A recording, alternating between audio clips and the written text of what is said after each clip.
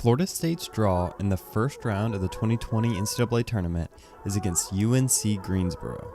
UNCG is led by Wes Miller, a former Tar Heel, who's steadily raised the floor of this program over his past 9 years. In each of the past 5 years, they've won over 20 games, and they're consistently competing for their tournament championship. Their success this season can be mostly attributed to their scheme and how it fits around their star player, Isaiah Miller.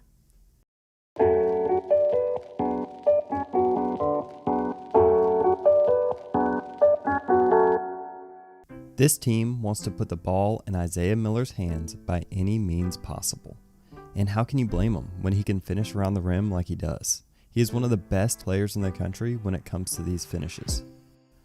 Now, they have a couple clever ways they can get him the ball, but one of the most common is just to put him into a ball screen. But I kind of like this pin down action. It kind of relieves him of having to be the main ball carrier, and he can move freely without the ball. Also, what they'll do sometimes is they'll go from that pin down action, which you'll see here, more into a ball screen. So at the top of the key, giving him the option to run the offense from a traditional point guard role.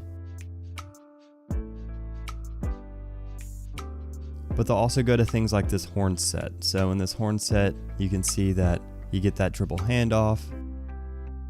Then you can potentially put them into screen, rescreen situations, and it's just a really hard action to defend. Here they kind of transition to a ball screen using wheel action, so you'll see that these defenders are coming off screens in a circular motion, and then you get another ball screen up top. But probably the most common method of them getting into a ball screen is using chin action, which is a variation of old Princeton offense. So you get the back screen at the top of the key, and then that screener leads into a ball screen for the ball handler. Now you can kind of see the old school Princeton inspirations from this old Princeton clip where you see the same back screen, but instead of a ball screen up top, it leads to a flare screen. Miller isn't exactly getting a ton of help from the rest of his team. He has the 4th highest percent of possessions used in the entire country.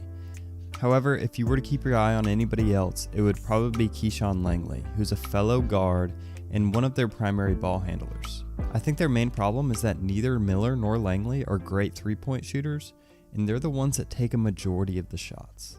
But to be honest, there's not anybody on their roster that has proven that they could do much better. On defense, this team wants to be aggressive. You can see them here in kind of a 1-2-1-1 zone, meaning there's one man up top, 2 people at the second layer, and then 1 person in each of the layers behind. And it really puts a lot of pressure on offenses to bring the ball up. I think Florida State will have a little bit of trouble keeping the ball from being turned over. They can be pretty handsy, as you can see here. The person that kind of leads this charge is, again, Isaiah Miller, who's really good at getting steals. He's in the top 10 in the country in steal percentage, and he's devastated teams all year with his ability to get in passing lanes and steal the ball. The one thing you have to keep in mind about this defense is they like to play denial defense. This allows them to be aggressive off ball and really go for those steals. But there are a couple downsides to playing such a defense. Notice how far off each one of the help defenders are. So this man at the top of the key, this defender, doesn't have any help when it comes to this drive. They also like to do what's called lock and trail, which means when their player goes through some kind of screen, they're going to trail through that player. Again, that's to help blow up ball screens, but it can potentially lead to them being picked off easier. Notice on this little wraparound here, it leads to aggressive help because his man is beat off of the screen, and it leads to an easy basket. Another way Florida State might exploit this is through post-ups. Notice how little help this center is getting. Usually if you're seeing a defense play against some kind of post-up, someone will be over trying to help, maybe trying to dig the ball out of the center's hands. Here you don't see that, and it's an easy 2 points. I think Florida State has a chance to really take advantage of this defense, but if they look like they did against Georgia Tech, where they're just turning the ball over left and right, Florida State can realistically lose this game. This is a dangerous first matchup for the Seminoles, and it's one that I'll be very interested in watching. Thanks for watching this video. I'm going to try to do these for each of Florida State's matchups in the tournament. Hopefully there are several. Thanks for tuning in if you're not a Florida State fan, and make sure to check out all of the other great content we have over at Tomahawk Nation.